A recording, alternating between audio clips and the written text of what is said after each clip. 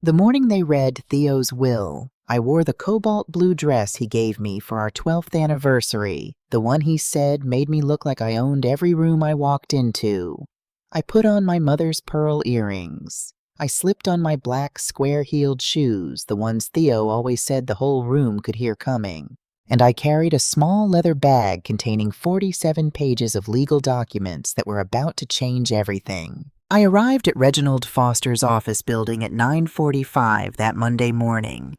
12 floors up, the Atlanta skyline was pale gold in the March light. I gave my name to the receptionist, sat down in one of the brown leather chairs in the waiting area, folded my hands in my lap, and I waited. Through the closed door of the conference room, I could hear Brandon's voice. Theo's oldest son. 37 years old, broad-shouldered, handsome in the way men are when they've never had to work very hard for anything. He was on his phone, speaking with the particular confidence of a man who believes a thing is already decided. "Don't worry about it," he was saying. "She'll get whatever Dad left her. Enough for a nice little apartment somewhere. The rest of it, the house, the business that's Beaumont family legacy, that belongs to us." I did not flinch. I did not sigh. I did not look up from my hands. I just listened the way I have listened to men underestimate me my entire life, quietly, carefully filing every word away in a place where it would be useful later. Let me tell you a few things quickly so you understand where we are. My husband, Theodore Beaumont, passed away 19 days before that Monday morning. He was 69 years old. He died of a stroke in the early hours of January 14th, 2024 at Emory University Hospital in Atlanta. We had been married for 14 years, his second marriage, my second as well.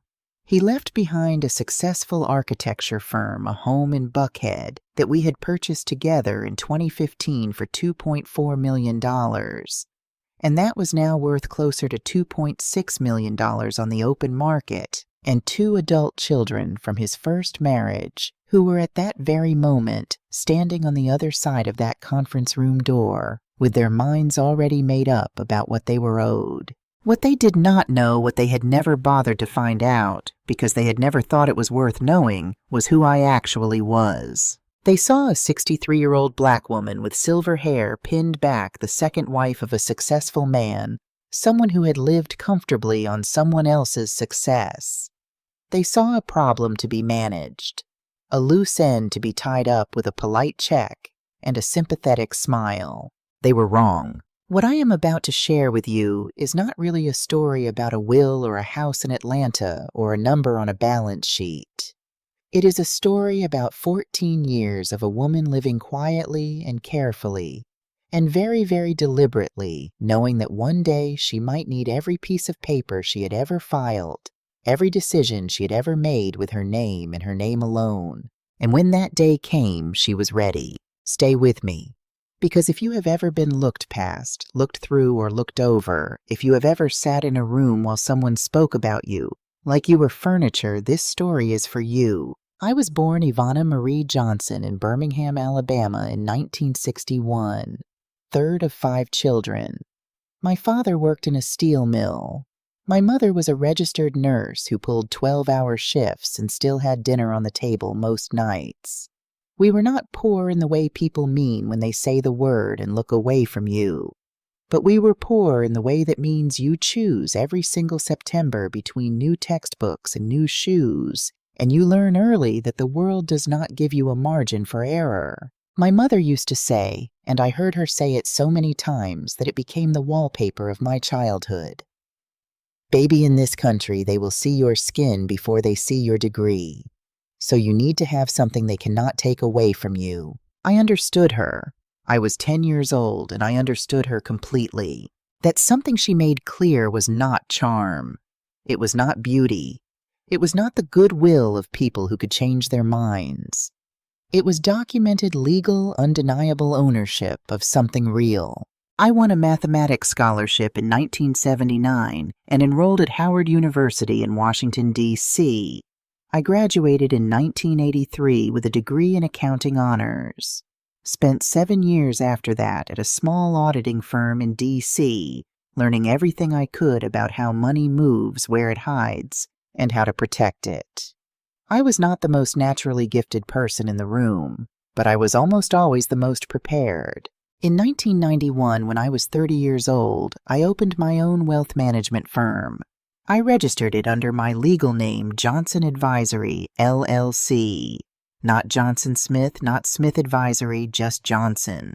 My name, the one my mother gave me, the one I had carried through every room where people had doubted me. Nobody invested in me. Nobody opened a door.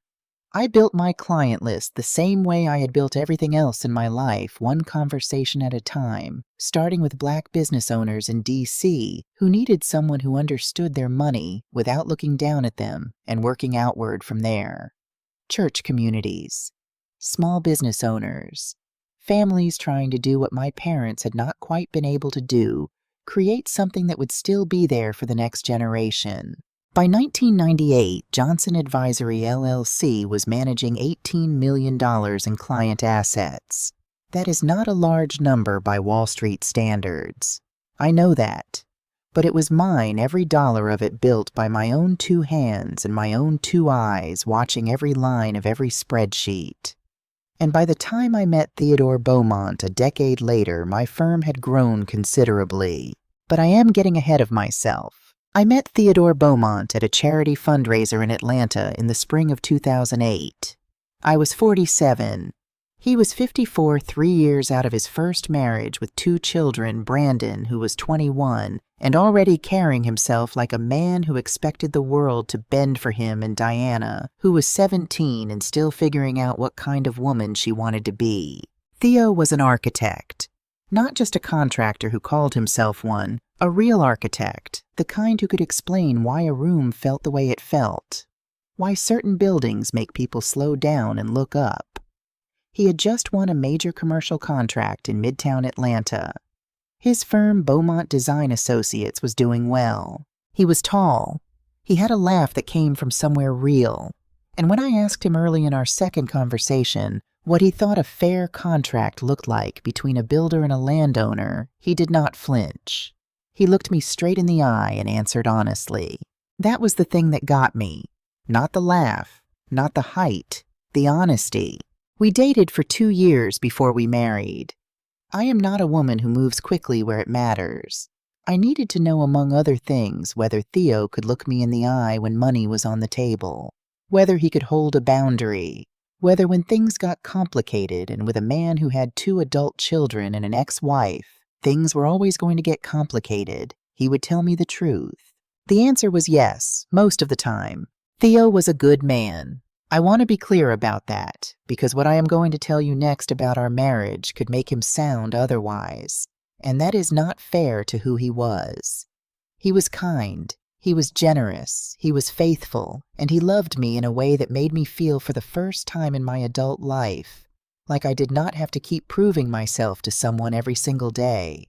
But Theo had a wound he had never properly healed, and that wound cost us both more than he ever knew. When his first marriage ended, the details of which I will not go into because they are not mine to share, Theo was consumed by guilt over his children. Not guilt about what had happened between him and Patricia. Guilt about them. About Brandon and Diana growing up in a split home, shuttling between 2 houses, having a father who was suddenly only there on alternating weekends. And the way Theo dealt with that guilt was money. Brandon's college tuition paid in full, no questions asked. A car when he graduated. The down payment on his first apartment. Every time Brandon called with a problem that had a dollar figure attached to it, Theo signed a check. I watched it happen for 14 years. I raised it with Theo more than once, gently at first, then with more directness as the years passed. He would listen. He would nod. He would say I was right. And then the phone would ring, and his son's name would be on the screen, and he would go quiet in that particular way, and I would know that another check was coming. I did not fight him on it. It was his money to give. But I watched. And I learned. Diana was different. She was warmer, more genuinely affectionate, easier to be around. She had sent me a real handwritten note after Theo and I got married, welcoming me to the family. I kept that note. I still have it somewhere. But Diana was also someone who needed to be led, and over the years, the person who led her most effectively was Brandon's wife. Ashley Ford married Brandon Beaumont in 2017 after 2 years of dating. She was a real estate attorney, sharp-polished, the kind of woman who makes every room feel slightly more controlled than it was before she walked in. She was pleasant to me. Always. In 14 years, she never said one unkind word to my face, never raised her voice, never did anything I could have pointed to and said, "There, that is the problem." But I knew what she was almost from the beginning. I have spent my entire career sitting across the table from people who smile at you while they work out how to take something that belongs to you. Ashley Ford Beaumont was very, very good at it. She did not hate me. That would have required her to see me as an equal. She simply saw me as an obstacle between her family and an inheritance she had already decided was theirs by right. And obstacles in her experience could be removed quietly, legally, politely, if you were patient and organized enough. She was patient. She was organized. So was I. People ask me sometimes when I eventually told this story to those closest to me whether I was surprised by what happened, whether I saw it coming. I saw it coming the same way you see a storm building on the horizon. You do not know exactly when it will arrive or how bad it will be, but you know it is there, and you make your preparations accordingly. The first time I knew for certain that something was being planned, I was sitting at Theo's dinner table in March of 2019. It was a Sunday. We had Brandon and Ashley over for dinner along with Diana. Somewhere between the main course and dessert, Brandon asked his father very casually, the way you ask about the weather, what the ownership structure of Beaumont Design Associates looked like, who held what percentage, whether Theo had thought about succession. Theo answered vaguely the way he always did when a conversation made him uncomfortable. He talked around it, changed the subject, and I watched Ashley smile. It was a small smile, the kind most people would not have noticed. Just a slight curve at one corner of her mouth aimed at her husband, a smile that said not yet but soon. I have sat across the table from enough people in enough negotiations to know what that smile means. I filed it away. November of 2020. I came downstairs one morning and found a document on Theo's desk, a partnership agreement that had already been signed.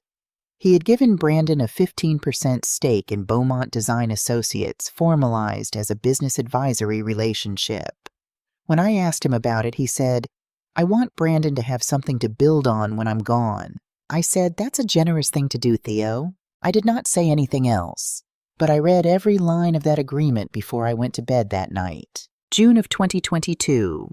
Theo was diagnosed with prediabetes and high blood pressure. Nothing immediately alarming, the doctor said, manageable with medication and lifestyle changes. Within 2 weeks of that diagnosis, Brandon called and offered to help his father get his finances organized. In 30 years in Theo's entire adult life, Brandon had never once volunteered to sit down and talk through his father's financial affairs. Not once. I was in the room when he made the offer. I sat very still and said nothing. And afterward, when Theo had gone to bed and I sat alone in the kitchen with a cup of tea, I thought the clock just started. 3 months later, in September of 2022, I made an appointment at the office of Reginald Foster. Reg had been my personal attorney since 2004, years before Theo and I met, years before any of this. He was not Theo's lawyer. He was not our lawyer. He was mine exclusively, and that distinction mattered more than I can express to you right now. I sat down across from Reg and I told him exactly what I needed. I was not emotional about it. I was not panicked. I was simply a woman who had spent her entire professional life doing exactly one thing, preparing and documented in legally airtight detail for every possible outcome. Some battles I have learned need to be prepared for alone. I did not tell Theo about that appointment. I want to be honest with you about that. I did not tell the man I loved that I was meeting with my attorney to protect myself against what his children might do. That is a hard thing to admit. But I knew Theo. I knew that if I told him, he would feel accused of something. He would call Brandon. He would try to smooth it over to reassure everyone that everything was fine, that we were all family. And then the paperwork would get harder to prepare, so I kept it to myself, and I got to work. January 13th, 2024, a Sunday. Theo and I were in bed by 9:30. He was watching a recording of an old basketball game he loved. Old games loved knowing the outcome already. Said it let him appreciate the strategy without the anxiety. I was reading. The lamp on my side of the bed was on. His side was in the blue television light. At some point he put the game on pause. He turned to look at me. He put his hand over mine. He did not say anything for a long moment, just held my hand the way he had done 10,000 times in 14 years easily without thinking, the way you hold something that belongs to you and that you are not afraid of losing. Then he said, "You know I'm not good at saying the big things." I looked up from my book. "I know, but I want you to know you're the smartest person I've ever been in a room with. Smarter than anyone at my firm, smarter than any of those downtown lawyers, smarter than anyone." He paused. "You're going to be just fine." I thought he was giving me a compliment. The kind of thing a husband says on a quiet Sunday night unprompted just because. I said, "Thank you, baby." He turned the game back on. I went back to my book. He was gone by morning. The call came at 5:52 a.m. Theo had gotten up sometime in the night, the way he sometimes did when he could not sleep. He had made it to the hallway outside our bedroom. He did not make it any further. I will not describe what the next hours were like in detail. There is a kind of grief that does not have useful words, and I will not insult it by trying to fit it into a story. What I will say is this: I loved Theodore Beaumont. I loved him imperfectly and honestly, and with more of myself than I had given to any other person in my adult life.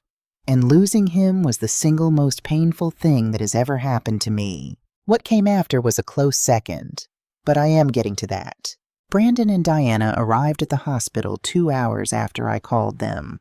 Brandon took charge the way Brandon always took charge, talking to doctors, talking to administrators, filling the space with his voice and his presence, until it felt like he was the central figure in a story he had not actually been part of. Diana held my hand. I was grateful for that. The funeral was held 6 days later on January 20th at our church. Pastor James Whitfield delivered the eulogy with the kind of warmth and precision that only comes from knowing a person for a long time and caring about them genuinely. Brandon spoke beautifully. Diana read a poem that she had written herself, and it made half the congregation cry, myself included. I sat in the front pew in a black dress, and I received the condolences of 200 people, and I held myself together the way I had learned to hold myself together over the course of a long life, not by feeling nothing, but by choosing when and where and with whom I would allow myself to fall apart. And through all of it, I noticed something. Ashley did not once in the entire course of that day ask me how I was doing. She moved through the reception at our home afterward, the way she moved through every room she entered with quiet purpose, speaking to this person, nodding at that one, subtly organizing the space around her. At one point, I watched her standing near Theo's study with Brandon, the two of them speaking in low voices, their heads close together, and I recognized the posture. It was the posture of people making a plan. I noted it. I stored it.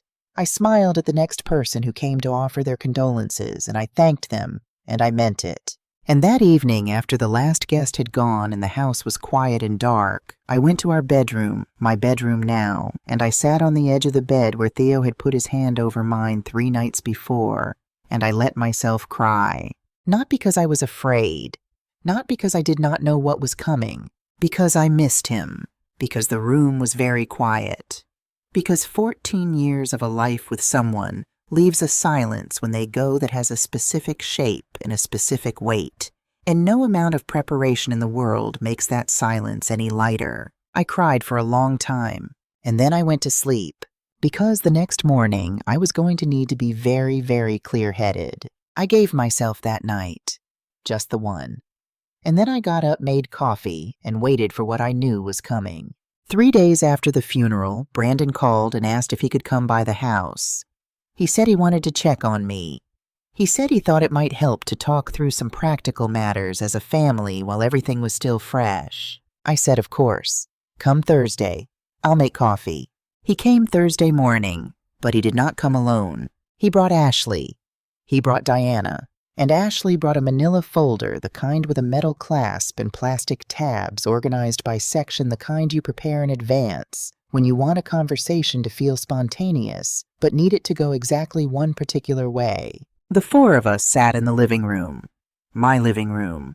The room where Theo and I had spent 14 New Year's Eves, where we had argued about whether to replace the sofa where I had read to him from the newspaper on Sunday mornings, because his reading glasses were always in the wrong room. Ashley set the folder on the coffee table. She opened it with this practiced ease of a woman who had done this before, who had sat across from other people in other rooms and laid out documents, and watched people realize that the conversation they thought they were having was not the conversation that was actually happening. "Ivana," she said, and her voice was warm, careful, the voice of someone who has rehearsed warmth. "First of all, we want you to know how deeply we all feel this loss. Theo was everything to this family, and we want to make sure that everyone is protected during this transition." I looked at her. I nodded. I said nothing. She placed the first document on the table between us. It was a property appraisal. The house, this house, my house, valued at $2.6 million in the current Atlanta market. The second document, a list of Theo's known bank accounts with balances. $340,000 total across 3 accounts. The third, a financial summary for Beaumont Design Associates. 2023 revenue, $1.2 million. Brandon's stake, 15% per the advisory agreement signed in November 2020. What we've been thinking. Ashley continued, folding her hands on top of the folder with the serenity of someone who has already won, is that it makes the most sense for the family's assets to be managed as a unified whole going forward. This house is quite large for one person. The upkeep alone. "What are you suggesting?" I said. She smiled. It was a kind smile. Everything about Ashley was kind right up until the moment it wasn't. "We think the house should be sold. The proceeds divided according to Theo's wishes. Brandon and Diana would use their portions to reinvest in the firm. That's what Theo would have wanted, keeping his legacy alive and growing. And you?" She paused just long enough to look at Brandon. "You would receive whatever provision Theo made for you," Brandon said. His voice was gentler than hers, the gentleness of a man who has decided he is doing you a favor. "There should be enough for a nice place somewhere. A condo maybe in a good neighborhood. We'd want you to be comfortable, Ivana. We really would." I looked at the 3 of them. Brandon in his father's house, in his father's chair, speaking to me about what I would receive. Ashley with her organized folder and her professional calm. Diana, who had not said a single word since she sat down, who was looking at a point somewhere between the coffee table and the floor, as though she were trying to disappear into the furniture. I thought about 17 different things in the space of about 4 seconds. None of them showed on my face. "Thank you," I said. "I appreciate you all coming. Give me a few days to think this through." Ashley blinked. I think she had expected something more, a question, a protest, an emotional response she could gently manage. Instead, she got nothing. Just a woman who thanked them for their visit and went to refill her coffee cup. They left within the hour. I stood at the kitchen window and watched Brandon's car pull out of my driveway. And then I allowed myself very briefly to feel the full weight of what had just happened. Here is the thing I need you to understand, and I need you to understand it clearly. I was not surprised. Not by the folder. Not by the rehearsed warmth. Not by Brandon sitting in his father's chair and speaking to me about what I would receive as though Theo's death had rearranged the ownership of the entire world in his favor overnight. I was not surprised because I had known since the fall of 2022 that Theo's will had been changed. Let me explain. The will that Brandon and Ashley were planning their futures around The one signed in 2020 shortly after Brandon joined the company advisory board left the bulk of Theo's assets to his children. Brandon and Diana would split the business holdings and personal accounts. I would receive 12 months of occupancy rights in the house and $150,000 in cash. A settlement, not a partnership. The kind of provision a man makes for someone he has been polite to, not someone he has built a life with. I found out about that will in the spring of 2022. I will not tell you exactly how, because that is not the important part. The important part is that when I found out, I did not panic. I did not confront Theo. I did not cry. I called Reg Foster and I asked him what our options were. What Brandon and Ashley did not know, and this is the first thing they got badly wrong, was that the 2020 will was not the last will Theo had signed. On November 14th, 2023, 8 weeks before he died, Theo sat down in Reg Foster's office and signed a new will, a final will, one that superseded every previous version executed with full legal formality witnessed and notarized, a will that Brandon Beaumont did not know existed, a will that Ashley, with all her legal training and all her organized folders, had never seen. I had suggested most of its contents. Theo had agreed to them quietly and without fanfare on a Tuesday afternoon while Ashley was at her office and Brandon was at a business lunch, and nobody who needed to not know was in a position to find out. But I was not ready to share that information on a Thursday morning over coffee. Not yet. Some moves are only powerful when you play them at exactly the right moment. And this was not the right moment. The right moment was still coming. 2 days after the family meeting at 20 minutes to midnight, my phone rang. I was in bed not sleeping. I had not been sleeping well since Theo died, not from grief alone, though grief was there too, but from the particular wakefulness that comes when your mind is running calculations and your body has not yet gotten the message that it is allowed to rest. I looked at the screen. Diana. I answered. Ivana. Her voice was barely above a whisper. She had been crying. I could hear it in the catch of her breath, the thickness at the back of her throat. I need to tell you something, but you have to promise you won't say anything to Brandon. I promise, I said. And she told me. In the first half of 2023, Ashley had quietly engaged an outside real estate attorney, not Theo's attorney, not the family's attorney, someone she had found on her own to advise on what she called estate restructuring. How to efficiently transfer assets between generations. How to ensure that the maximum amount of what Theo had built ended up in the right hands. Ashley had developed a proposal. Brandon had presented it to his father. Not once, but 3 times over the course of several months, each time when Theo was tired or not feeling well, or in the gentle cognitive fog that comes with certain blood pressure medications. Dad didn't fully understand what he was agreeing to. Diana told me, her voice dropping further. He trusted Brandon. He thought it was a good plan for the whole family. I don't think he ever realized what it would mean for you. I lay there in the dark bedroom holding the phone, listening to my stepdaughter's voice shake with the weight of what she had held inside for months. When she finished, there was a silence. Diana, I said, thank you for telling me. You did the right thing. Are you okay? She asked. I thought about that question for a moment. I've been okay since before you called, I told her. Get some sleep. After I hung up, I lay quietly in the dark for a long time. I was not okay exactly, but I was steady, which is sometimes more useful. The next morning, I was at the kitchen table by 5 a.m. with a cup of coffee and a small notebook that I keep for exactly this kind of thinking. I drew a line down the middle of the page. On the left side, I wrote what they know, the house, the joint bank accounts $340,000, Theo's business and Brandon's stake in it. On the right side, I wrote what they don't know, and then I listed it. Carefully, the way I have listed things my entire career, not from anxiety, but from the particular satisfaction of a person who understands that accuracy is its own form of power. Johnson Advisory, LLC. Registered in 1991 under my legal name, Ivana Johnson. Never renamed, never restructured, never linked to any account bearing the name Beaumont.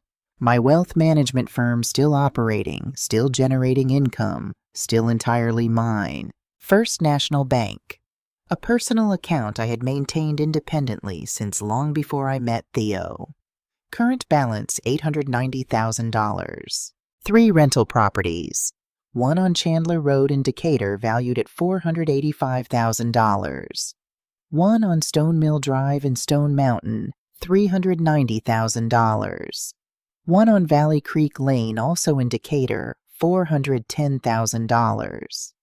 All 3 held by Johnson Advisory, LLC.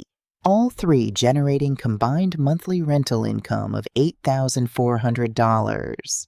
None of them searchable under the name Beaumont. My SEPIRA, a self-employed retirement account. $420,000 in retirement funds accrued over 30 years of self-employment. My investment portfolio. Stocks and bonds held in my name through a brokerage account. Brandon and Ashley had no reason to know existed $675,000. Total personal assets, not counting anything from Theo's estate, $3.61 million. And then at the bottom of the right-hand column, I wrote one more item. Theo's will. November 14th, 2023. I looked at the 2 columns for a moment. Then I closed the notebook, picked up my coffee cup, and looked out the kitchen window at the Atlanta sky going pale at the edges. They thought they were moving a widow off the board.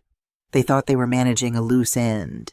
They did not know they had never seen the board. I called Loretta Hayes at 8 o'clock that morning. Loretta has been my best friend for 40 years. We met in Washington in 1984, the year after I graduated from Howard, when we were both young black women in professional jobs that did not yet fully believe we belonged in them, and we have been talking to each other through every significant thing that has happened to both of us ever since. She answered after half a ring. Ivana, are you sleeping? I've been up since 5, I said. Laura, I need to talk.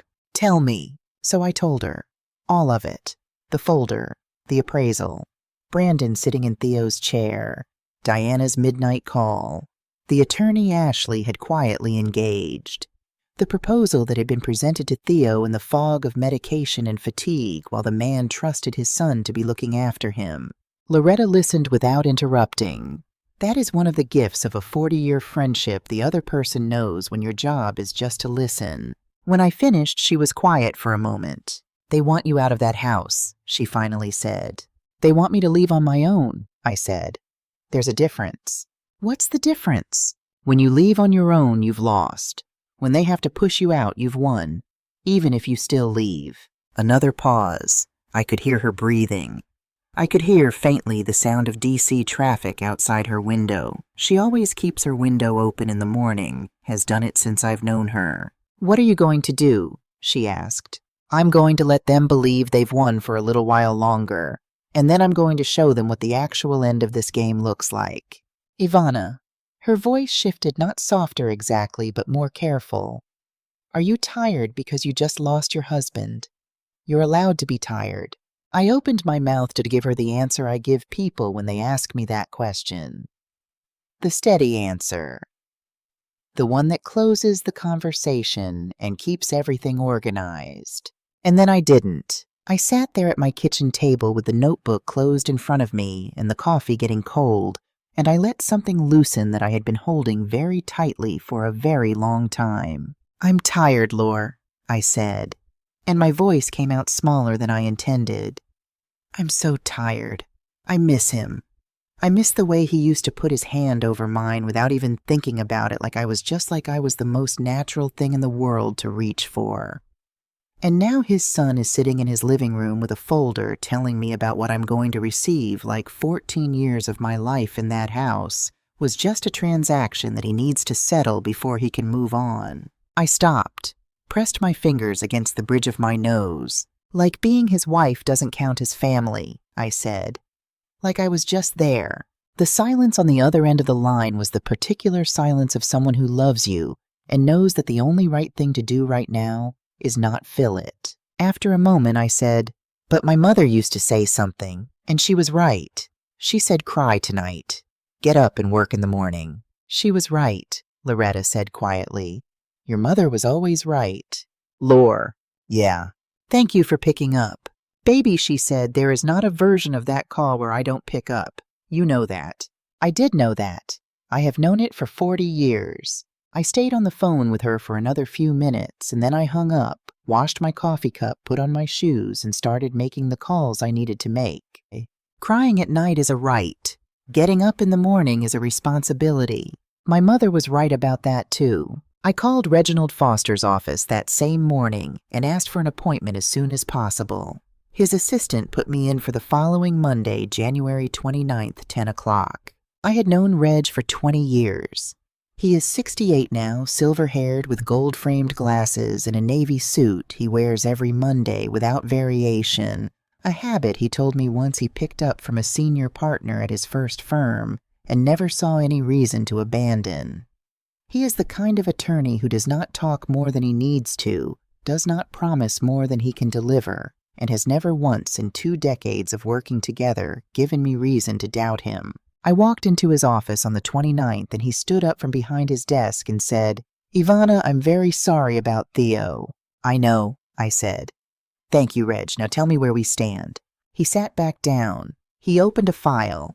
He told me where we stood. Theo's most recent will, the one signed at this very desk on November 14th, 2023, with 2 witnesses and a notary superseded every previous version, absolutely. Under Georgia law, validly executed will revokes all prior wills by operation of the new document itself. The 2020 will that Ashley and Brandon had been planning around was legally speaking no longer in existence. The November 2023 will left the Buckhead house to me outright no conditions. It left the joint bank accounts to be split $170,000 to me, $85,000 to each of Theo's children. It maintained Brandon's 15% stake in Beaumont Design Associates, but restructured governance so that operational control sat with a 3-person board, myself, Brandon, and an independent executive director of my choosing. And it contained one additional clause, one I had proposed in our first meeting back in September of 2022, and that Theo had finally agreed to formalize that October. The clause stated that if any of Theo's children initiated legal proceedings to contest this will within 12 months of his death, Brandon's stake in the company would be automatically forfeited to a charitable foundation in Theo's name. Did Theo understand that last clause? I asked. Reg allowed himself the smallest smile. He's the one who said to make it 12 months instead of 6. He said 6 felt punitive. 12 gave them time to think it over and still come to the right decision. I looked at him. "That sounds like him," I said. "He was a fair man," Reg said. "He was," I agreed, "even when it cost him." The 2020 will, Reg said, returning to business, has no legal standing. If they challenge this in court, they will lose. I'm confident of that. The documentation is clean. There is no basis for a claim of undue influence. Theo was in full cognitive and legal capacity when he signed, and we have the medical records to demonstrate it. If they want to spend 18 months and $50,000 on attorney's fees to find that out, that is their prerogative. But they will lose. What about the fact that they don't know this will exists? That fact, Reg said, is entirely to our advantage. They are currently planning on the basis of incorrect information. I see no obligation to correct them before the formal reading. I nodded. And when is the formal reading? That, Reg said, is up to you. The next day I drove down to Decatur to see Sylvia Moore. Sylvia has been my accountant and financial advisor since 2010. She is 58 years old, precise, meticulous, and constitutionally incapable of presenting a number she is not certain of. She has kept the books for Johnson Advisory, LLC, for 14 years, and she knows my financial picture as well as I do, possibly better in the particular detail-oriented way that comes from being the person who reconciles the statements every month. We sat across from each other at her conference table, and she spread out a summary sheet she had prepared. The total picture of my independent assets held entirely outside of my marriage, either in my personal name or through Johnson Advisory, LLC, looked like this. Working capital in Johnson Advisory, LLC, $340,000. Personal savings account at First National Bank, $890,000. 3 rental properties in Decatur and Stone Mountain, held by Advisory, LLC. Combined value $1.285 million, generating $8,400 per month in rental income. My SEPIRA, a self-employed retirement account, $420,000. Personal stock and bond portfolio, $675,000. Total $3.61 million. In addition to that, the November 2023 will left me the Buckhead house valued at $2.6 million and $170,000 in cash from the joint accounts. Total after inheritance, just over $6.38 million. Can they find the Advisory assets on their own? I asked Sylvia. She leaned back in her chair. Not easily. The LLC is registered under your maiden name. There's no cross-reference to Beaumont in the corporate filings. The rental properties are listed under the LLC's address, not your home address. The First National account is a personal account you've held since before your marriage. It wouldn't appear on any joint financial disclosure they might have access to. So right now today, what do they think my financial situation is? Sylvia looked at me for a moment with the expression of someone choosing words carefully.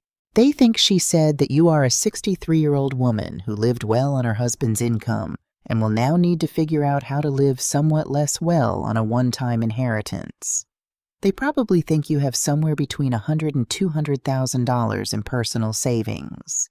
The kind of money a wife accumulates from household budgets and birthday gifts and being careful. She paused. The kind of money, she added, that makes you grateful for whatever they offer you. I looked at the summary sheet on the table between us.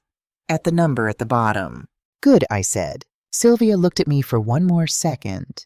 Then she nodded, gathered her papers, and said, Do you want me to start preparing the disclosure package for the formal reading? Yes, I said. Make it thorough. I want every number documented, every asset sourced, everything clean and undeniable. When do you need it? Let's say the first week of March. From the 1st of February through the end of the month, I did something that required more discipline than anything else I have ever done. I acted normal. I went to Brandon and Ashley's house for dinner once on a Friday, once on a Sunday. I sat at their table and I ate their food, and I listened to Ashley talk about renovation plans for the Buckhead house as though it were already hers. She had opinions about the kitchen. She had opinions about the master bedroom. She spoke about what she was going to do with Theo's study with the comfortable specificity of someone who has stopped thinking in terms of if and started thinking entirely in terms of when. I said very little. I asked polite questions. I admired the dish she had made. When Loretta asked me later how I had managed to sit through those dinners, I told her, Lore, I've spent 30 years in rooms where people were saying things that made me want to get up and leave. And I stayed because the information was worth more than the comfort. I've had practice. I went to church every Sunday and spoke with Pastor Whitfield, who knew enough about my situation to understand that my calmness was not indifference, and my patience was not passivity. He prayed over me every week with the quiet certainty of a man who believes that the right things come to people who do the right things in the right order. I met with Diana twice at a small coffee shop on the far side of town from Brandon's neighborhood. I listened to her. I let her talk. She was carrying an enormous amount of guilt, and guilt of that kind, the kind that comes from standing by while someone you care about is wronged, has to go somewhere, and I figured it was better for it to come to me than to have it push her further into the corner Ashley had built for her. I did not ask Diana to do anything. I did not ask her to testify, to produce documents, to take any kind of action. I just let her talk, and I listened. And at the end of each of those conversations, I said, You don't owe me anything, Diana, but whatever you decide, decide it because it's the right thing, not because someone told you to. Meanwhile, in the background, quietly and without announcement, I hired an independent appraiser to value Brandon's stake in Beaumont Design Associates, and discovered in the process that the financial reports he had been providing to the estate were inconsistent with the numbers I had seen when Theo was alive. There was a discrepancy in the 2023 revenue figures that was, to put it gently, worth noting. I interviewed 3 candidates for the position of independent executive director at Beaumont Design Associates, the role created by Theo's new will, and identified the person I intended to appoint. I signed contracts with a new property management company to assume oversight of my 3 rental properties effective March 15th. And I waited for Brandon to make a mistake. It happened on February 15th. I was at my kitchen table when Sylvia called at 7:30 in the evening. "Ivana," she said, "I need to tell you something that came to me through a roundabout route, and I want to be clear about what I know and what I'm inferring." "Tell me," I said. Here is what she told me. Brandon Beaumont had called Ralph Watkins, the accountant for Beaumont Design Associates, and asked him to make an adjustment to the 2023 financial report before it was submitted to the estate attorneys. Specifically, Brandon had asked him to reduce the reported revenue for the year. A lower revenue figure would produce a lower valuation for the company, which would produce a smaller number for Brandon's 15% stake, which would reduce the portion of the estate that Ivana might claim an interest in. Ralph Watkins had refused. Ralph Watkins, it turned out, had been a client of Johnson Advisory, LLC 9 years earlier when his small logistics company had been in serious financial trouble. I had spent 6 months helping him restructure his debts and reposition his assets. He had come through that period intact, and he had not forgotten it. He had not called me. He was not doing me a favor. He had simply decided that he was not willing to falsify a financial document for a client, and he said so to a colleague, a woman named Patricia Webb, who happened to have worked with Sylvia Moore at a previous firm and had stayed in touch with her. The chain Ralph refuses leads to tells Patricia, leads to Patricia, mentions it to Sylvia, leads to Sylvia, calls me. No one planned this. No one arranged it. It was simply the particular way that integrity, when it exists, tends to find its way through the world. "Do I need him to make a formal statement right now?" I asked Sylvia. "Not yet, but I asked Patricia to ask him if he'd be willing to if it came to that. He said yes." "Good. Hold on to his contact information." And Sylvia, "I know," she said. "I haven't told anyone." I called Reg the next morning. He listened to the whole thing without interrupting. Then he was quiet for about 30 seconds. "Ivana," he finally said, "if what you're describing is accurate, if Brandon Beaumont attempted to direct a CPA to falsify financial reports for the purpose of reducing an estate valuation that is not a family dispute, that is potentially criminal fraud. I know. We may not need to use this. In fact, I would rather not use this unless we have to. But we need to document it, and we need to preserve it." "I know that too," I said. "This changes the balance of what we're walking into that conference room with." "Yes," I said, "it does." I hung up and sat for a moment at my desk. Outside the window, Atlanta in February was gray and cold and very still. Brandon Beaumont had tried to move a number on a page to take something from me. He had no idea that the person he asked to do it had once sat in my office with nothing and left with a plan to save his company. He had no idea how small the world really is or how long gratitude lasts. He was about to find out. Continuity anchor for parts 3 and 4. Formal will reading scheduled Monday, March 4th, 2024, 10 a.m. Foster & Associates, 12th floor, Midtown Atlanta.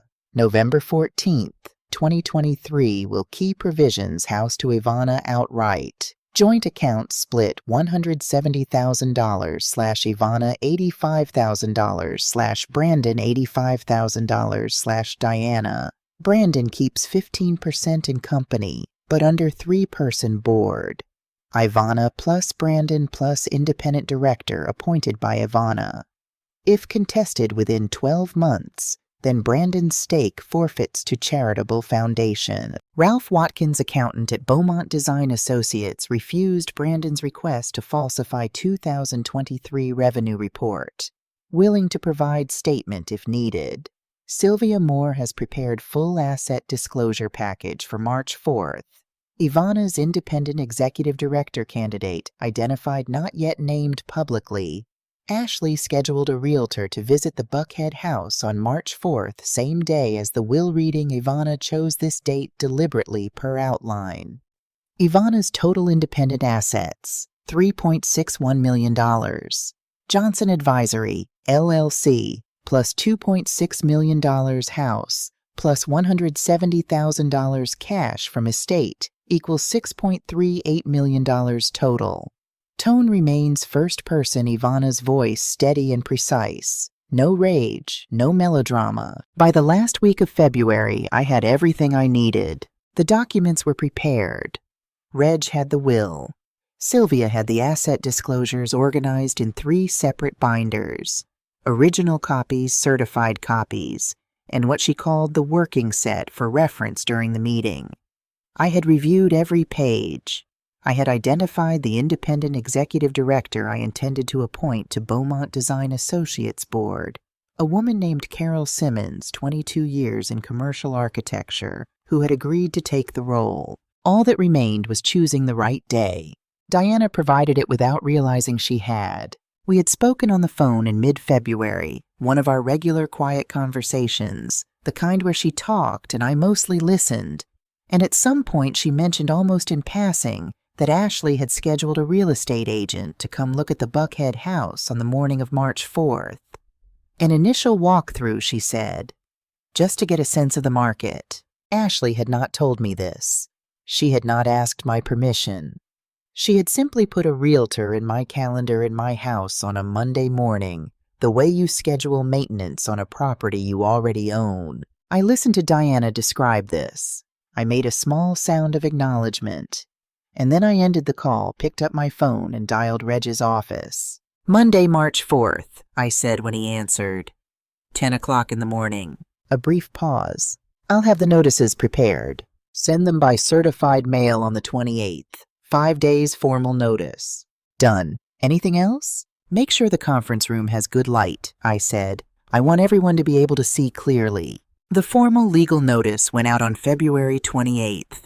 It named all required parties, Ivana Beaumont Brandon, Beaumont Diana Beaumont, and specified that the last will and testament of Theodore James Beaumont, executed November 14, 2023, would be read at the offices of Foster & Associates at 10 o'clock on the morning of March 4, 2024. Brandon received his copy that same morning. I know because Ashley called me less than an hour later. Ivana. Her voice was controlled, but only barely. The professional warmth was still there, but there was something underneath it now, something tighter, less certain. We received a notice from Reginald Foster's office. We already have our own legal counsel managing Theo's estate. I'm not sure this additional proceeding is... Ashley, I said, keeping my voice even and unhurried. That isn't an invitation. It's a legal notice. Under Georgia law, all named beneficiaries are required to be present for the formal reading of the controlling will. If Brandon doesn't attend the court, we'll proceed in his absence. 2 seconds of silence. We'll be there, she said. I'll see you Monday, I said. And I hung up. 3 days before the reading on the afternoon of Friday, March 1st, a man named Kevin Aldridge walked into Sylvia Moore's office in Decatur. He was polite. He had a business card.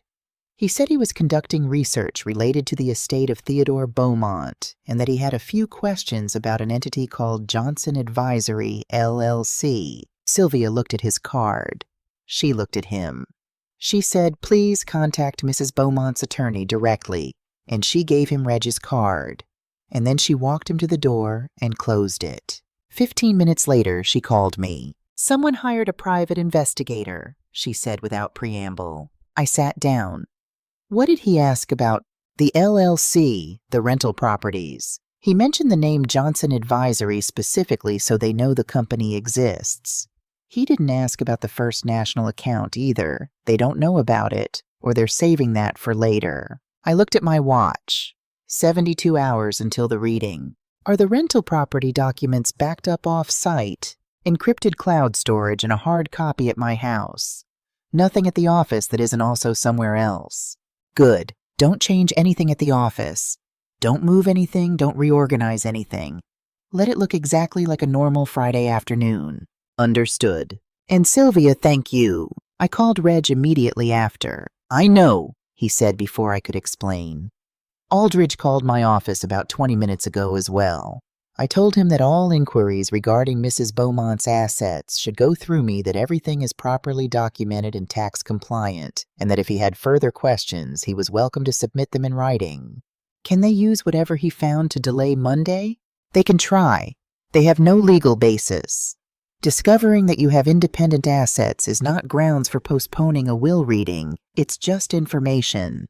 Information they're going to receive Monday morning regardless. I stood at my kitchen window looking out at the February afternoon.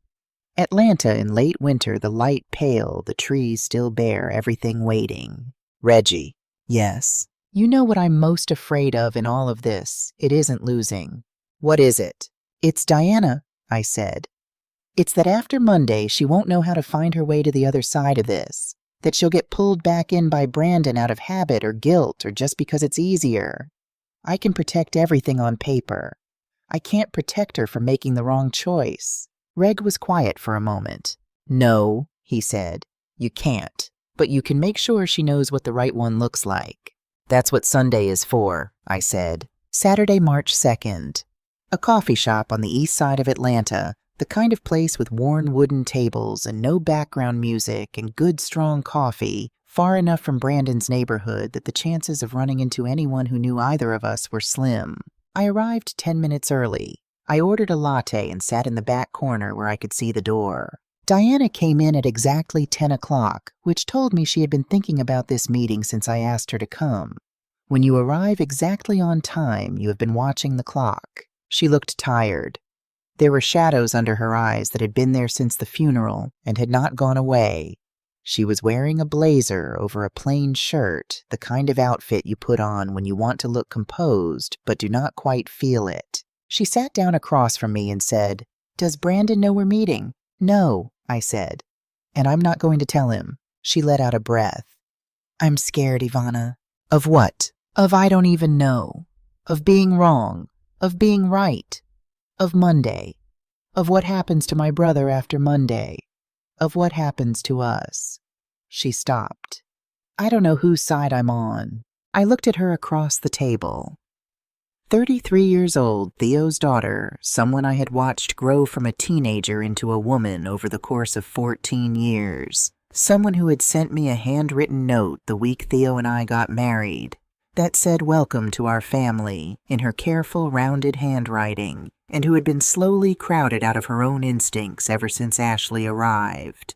"Diana," I said, "I'm not asking you to be on my side." She blinked. That was not what she expected. "I'm not asking you to testify or to produce documents or to say anything to anyone about anything you've told me in the past few weeks. I'm not asking you to choose between me and your brother. None of that is what this is." "Then what is it?" she asked. "It's this," I said. "I want you to know the truth. Just the truth. Not my version of it. Not Ashley's version of it, just what actually happened and what is actually true. And then I want you to make whatever decision you make because you decided it. Not because someone told you to." She was quiet for a moment. "I let it go on too long," she said finally. Her voice was low.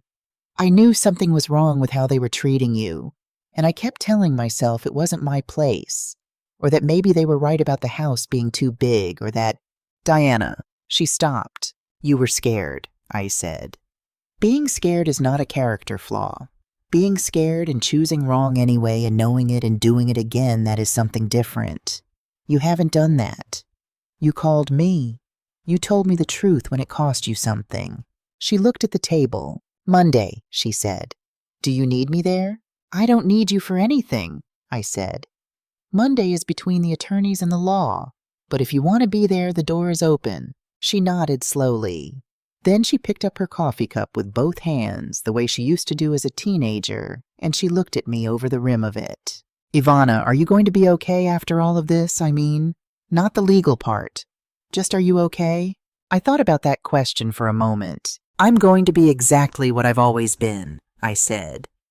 "I'm going to be fine." Sunday, March 3rd. I went to church in the morning. Pastor Whitfield conducted the service with his usual unhurried grace. And afterward, when most of the congregation had moved toward the fellowship hall for coffee, he found me near the side door. "I'll be praying for you tomorrow," he said. "Thank you, Pastor." He looked at me for a moment with the particular attention of a man who has spent 40 years in pastoral care and knows the difference between a person who is fine and a person who is holding themselves together through discipline. "Ivana," he said, "do you think Theo knew? Not just what he was leaving you, but who he was leaving behind." I thought about that. He said the night before he died, "You're going to be just fine." I thought he was being sweet.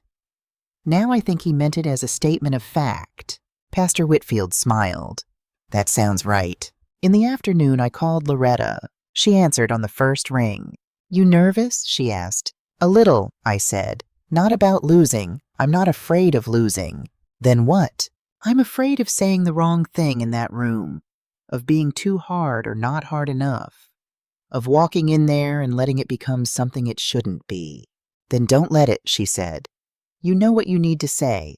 You've known it for 2 years. Just say that and don't add to it." "You make it sound simple." "It is simple. It just isn't easy." I laughed a little at that. "That's the truest thing you've ever said." "Ivana," she said, "whatever happens tomorrow, you fought clean. That matters. However it ends, you fought clean." "I know. Wear something good." Obviously. That evening, I sat alone at the kitchen table in the house that Theo and I had made our home for the past 9 years. The table he had bought in 2016 over my mild objection. I thought the wood was too dark. He said it was exactly right, and he was exactly right, as he was about most things that had to do with how a space should feel. I opened my laptop and read through every document one last time. Not searching for errors, I had read them enough times to know there were none. I just wanted them to be real in my hands one more time before tomorrow made them official. The November 2023 will. The Johnson Advisory Asset Summary. Ralph Watkins' written statement, 3 paragraphs in his own measured language, describing what Brandon had asked him to do and what he had refused. The summary of Kevin Aldridge's visit to Sylvia's office. The appointment letter for Carol Simmons as independent executive director ready to be formalized. 47 pages. I closed the laptop. I made a cup of tea. I sat in the quiet of the kitchen and I let myself think about Theo. Not about the will, not about Monday, just about Theo. About the way he had laughed too loudly at his own jokes. About the way he had been constitutionally incapable of passing a hardware store without going in. About the fact that for 14 years I had woken up next to someone who made me feel simply and without complication like I was exactly where I was supposed to be. People talk about revenge like it's supposed to feel like fire, like you are supposed to burn with it live or carry it around like something that keeps you warm. It doesn't feel like that. Not to me. Sitting there in my kitchen on the night before everything changed, what I felt was not heat. It was something quieter. It was the particular stillness of a person who has done everything that could be done and is now simply ready for what comes next. My mother always said, "You don't need to be the smartest person in the room. You need to be the most prepared." I thought, Mama, I tried to be. I washed my cup, turned off the kitchen light, set my alarm for 6. Tomorrow, Atlanta was going to hear my heels on the marble floor of the 12th floor of a building in Midtown, and they were going to know I was coming. Monday, March 4th, 9:45 a.m. I wore the cobalt blue dress, the one from the opening of this story, the one Theo gave me, the one he said made me look like I owned every room I walked into, my mother's pearl earrings, my black square-heeled shoes. I gave my name to the receptionist at Foster & Associates, rode the elevator to the 12th floor. Reg was waiting for me at the elevator bank navy suit, gold glasses, the expression of a man who has been doing this for 30 years and still cares about doing it right. "Ready," he said. "I've been ready," I said, "since September of 2022. The conference room was bright with March morning light.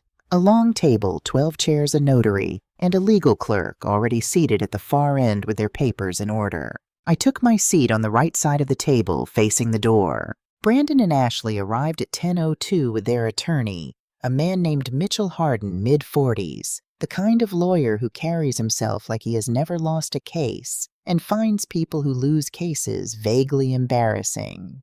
He set his briefcase on the table and opened it with the brisk efficiency of someone who expects to wrap this up quickly. Diana came in at 10:04. She came alone.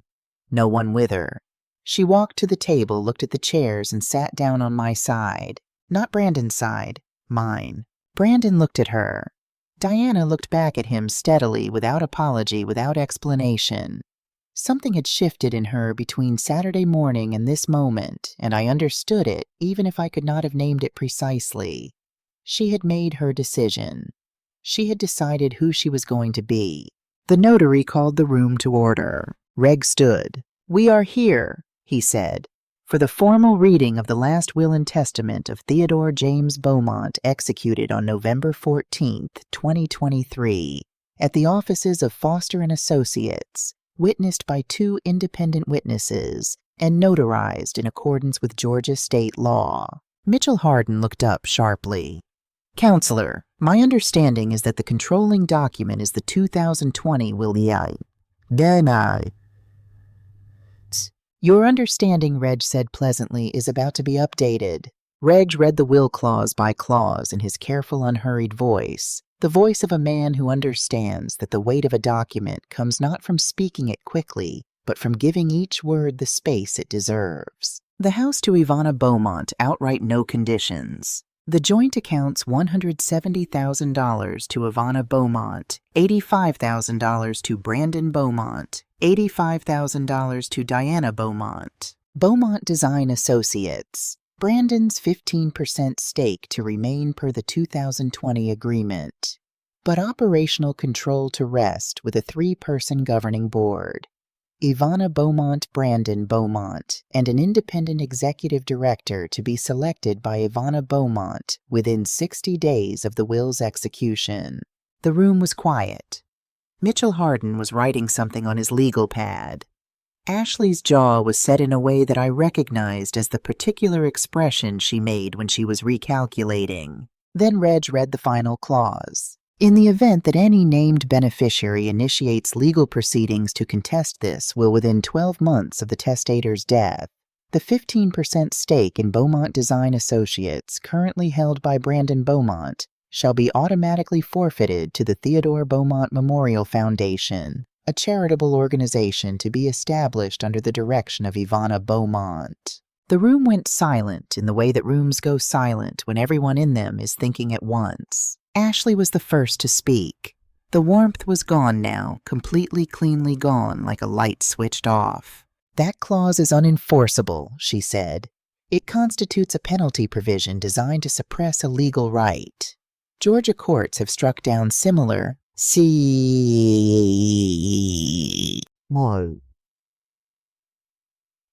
Mrs. Ford Reg said, "Georgia courts have in some cases struck down penalty provisions in wills, yes. They have not done so uniformly, and they have specifically upheld clauses like this one, when the underlying will is sound, the testator's intent is clear, and the clause is proportionate to the estate's overall structure. I am confident in this clause's enforceability. If you would like to test that confidence in court, you are welcome to do so." "And if we prevail," Mitchell Hardin said. "If you prevail, the clause has no effect, and Brandon receives his stake under the prior arrangement. However," Reg paused, "there is additional information the room should have before making any decisions about litigation." He looked at me. I reached into my bag and placed 2 documents on the table. The first was a 1-page summary of Kevin Aldridge's visit to Sylvia Moore's office, including the date, the specific questions he had asked, and Sylvia's documented account of the exchange. The second was Ralph Watkins' written statement, 3 paragraphs signed and dated, describing in precise and unremarkable language what Brandon Beaumont had asked him to do in February of this year, and what he had declined to do and why. I slid them to the center of the table. "I want to be very clear about what these are," I said. "They are not accusations, they are not threats. They are a record of events that occurred, documented by the people who witnessed them, preserved in case they become relevant." I looked at Mitchell Hardin. Whether they become relevant is entirely up to your clients. The room was very quiet. Brandon was looking at the second document. His face had gone through several expressions in the span of about 4 seconds, none of them comfortable. Ashley had gone still in the particular way that very controlled people go still when the thing they were controlling has come undone. She looked at her husband. He looked at the table. I stood up, not dramatically, not slowly. I simply stood the way you stand when you have said what needs to be said in the room where it needed to be said, and it is time to go. I looked at Brandon first. Your father was a good man, I said. He loved you. He didn't always love you wisely. He gave you things when he should have given you boundaries, and he paid for that in ways you probably don't fully understand yet. But he loved you completely, and he was proud of you in the way that fathers are proud of their oldest sons, and that was real. Brandon looked at me. His expression had changed. The calculation was gone, and what was underneath it was something younger and less certain. I am not your enemy, I said. I have never been your enemy. I am the woman who loved your father for 14 years and who built a life with him in good faith, and all I am doing right now is making sure that what he wanted is what happens. That's it. That is the entire sum of what I want. I turned to Ashley. Ashley, I know you love your husband. I know you were trying to take care of your family. I don't believe you are a bad person. I believe you are a person who decided that what you wanted was more important than what was fair, and then you were very organized about pursuing it. I held her gaze for a moment. You are a smart woman. I'd like you to apply that intelligence to building something that belongs to you rather than acquiring something that doesn't. I looked at Diana last. She was sitting very straight, her hands folded on the table in front of her, her eyes red but dry. She had not looked away from me since I stood up. Diana, I said, thank you for coming. That was all. She understood what I meant. I picked up my bag. I nodded once to Reg. I'll leave you all to discuss whatever needs discussing, I said. Reg will make sure everything is properly distributed. I hope everyone has a peaceful morning. I walked to the door. I opened it. I stepped into the hallway, and my heels came down on the marble floor one step, then another, the way they always do, clear and deliberate and unhurried. Theo always said the whole room could hear me coming. He was right about that, too. I did not look back. Brandon and Ashley did not contest the will. I found out later through Reg that Mitchell Harden had advised them against it within 48 hours of the reading. The combination of the November 2023 will's legal soundness, the forfeiture clause, and the existence of Ralph Watkins' statement had made the litigation calculus straightforward. The probability of winning was low, the cost of trying was high, and the potential exposure created by Watkins' account, if it became the subject of discovery in a civil proceeding, was a risk that no competent attorney would advise a client to accept. They signed the acknowledgement documents 2 weeks after the reading. Brandon received his $85,000 and retained his 15% stake in Beaumont Design Associates. He remains on the advisory board.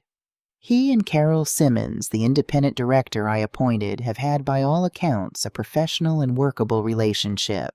I do not know whether Brandon has made peace with what happened. That is his work to do, not mine. Ashley I have not spoken to since the morning of the reading. Diana called me 6 weeks later on a Tuesday afternoon in mid-April. I want to start over, she said. I don't exactly know what that looks like, but I want to try. Then let's try, I said. Come have lunch. We have had lunch every month since then. We talk about her job, about what she wants to do next, about her father. Sometimes she cries. Sometimes I do too. We are figuring out what we are to each other now that the crisis is over, and we have to just be people again. It is going better than I expected. The house in Buckhead is still mine. I have not changed much in it. I moved a few things around, put some of Theo's architectural drawings in proper frames, bought new curtains for the bedroom. But the kitchen table is still where it was. The flower vase from the Savannah flea market is still on the shelf. I am not a person who mistakes a house for a home, but this one happens to be both, and I intend to stay in it for as long as it suits me. In May of 2024, 4 months after Theo died, I sat down in Reg Foster's office one more time to sign a set of documents. Not legal defense documents, not estate filings. A charitable foundation charter. The Theodore and Ivana Beaumont Scholarship Fund, established to provide financial support to Black students pursuing degrees in architecture and financial management at historically Black colleges and universities. Initial endowment $500,000 drawn from my personal investment portfolio. The first class of recipients would be announced in September. Why architecture and finance? Reg asked, looking up from the papers. I thought about how to answer that. Because those are the two things Theo and I knew how to do, I said. He knew how to look at a space and understand what it could be. I knew how to look at a set of numbers and understand what they were protecting. We built different things in different ways, but the building, that's what we had in common. I want someone else to have that. Not the money, the knowledge, the ability to make something that lasts. Reg looked at me over his gold-framed glasses. Theo would have liked this, he said. He would have complained that I put his name first, I said. And for the first time in months, I laughed a real laugh from somewhere deep in my chest, the kind that surprises you when it comes. And then he would have been so proud he couldn't stand it. Reg smiled. It was a quiet smile, the kind that doesn't need to be larger than it is. Sign here, he said, and here. I signed. In September of 2024, I stood on a small stage in a hall at Spelman College, one of the country's most celebrated historically Black colleges in Atlanta, looking out at the first 12 recipients of the Theodore and Ivana Beaumont Scholarship. 12 young people, most of them women, all of them. Black, all of them, carrying on their faces the particular expression of people who have worked very hard for something and have not yet quite let themselves believe they received it. I had prepared remarks. I had written them out, edited them, practiced them. I threw them away this morning of the ceremony. Here is what I said instead. I'm not here to teach you how to make money. You'll figure that out. The ones of you who want to will find a way. What I want to say is something simpler, and I want to say it plainly. Throughout your lives, people will look at you and see what they expect to see. They will look at your age, or your gender, or your skin, or whatever combination of things makes them most comfortable reaching a conclusion about who you are before you've had a chance to show them. That will happen. I'm not going to pretend to you that it won't. But here is what I've learned in 63 years. The answer to being underestimated is not to perform. It is not to prove yourself loudly. It is not to fight every battle in the open. The answer is to be prepared. So prepared, so documented, so certain of what you have and what you're worth and what belongs to you, that when the moment comes, you don't have to argue about it. You just have to show them. Be the most prepared person in the room, every single time. That's all. That's everything. I drove home afterward through the Atlanta afternoon windows, down the October air, warm and smelling of oak leaves. I thought about my mother, who had said something like that to me when I was 10 years old in a kitchen in Birmingham, while she was getting ready for a 12-hour shift. I thought about Theo, who had looked at me across a dinner table in 2008, and answered an uncomfortable question with the full truth, and who had made a decision in November of 2023 when he was tired and unwell to do the right thing while he still could. I thought about what it means to build something, how long it takes, how much of it happens in the quiet, in the preparation, in the years when nothing appears to be happening and everything is in fact being laid down. They saw a 63-year-old widow. They saw someone who could be managed, moved, removed from the equation.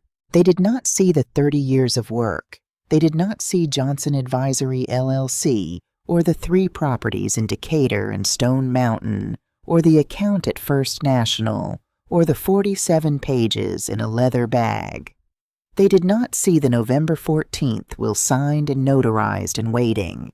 They did not see me. That was their mistake, not mine. I have spent my whole life building things that last. Some of them are on a balance sheet. Some of them are in the minds of 12 young people sitting in a hall in Atlanta just beginning to understand what they're capable of. The ones that matter most have no dollar figure at all. Thank you for staying with me until the end of this story.